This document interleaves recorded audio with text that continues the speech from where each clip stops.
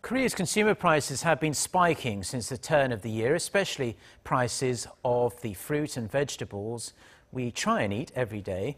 The government is set to announce measures to keep a lid on inflation, especially with the nation's biggest holiday season just a couple of months away. Mok-yeon reports. The government has vowed to push for strong measures aimed at stabilizing consumer prices. During a vice-ministerial meeting on Tuesday, Korea's finance ministry announced it will attempt to cut prices for farm and fishery products by as much as 50% by early next month, stressing how the cost of living has hit an over 5-year high.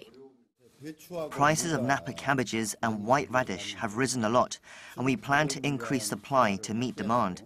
We will also expand wholesale market shipments and hold discount events.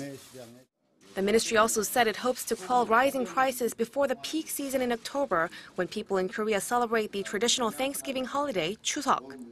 In the long term, the ministry has vowed to focus on driving down agricultural produce prices in general, which have surged due to month-long drought in the spring and frequent floods and heat waves that affected supplies.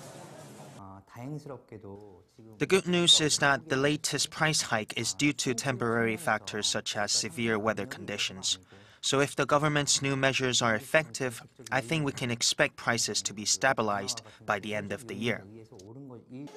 This comes as Statistics Korea released its monthly consumer price index for July earlier in the day, which showed signs of steady inflation.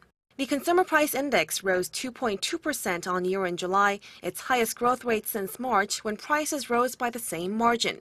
The figure is slightly higher than the previous month's rate of 1.9%, as rapidly rising fruit and vegetable prices pushed up the overall figure. Agricultural, livestock, and fisheries prices jumped more than 8.5% last month, with prices of fresh fruit and vegetables rising by a whopping 20% and 10% respectively.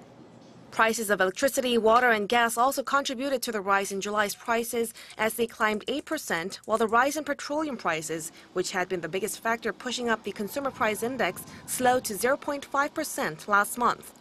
The government expects inflation to cool down in the coming months, following the impact of its newly released measures to stabilize prices. Mok-yeon, Arirang News.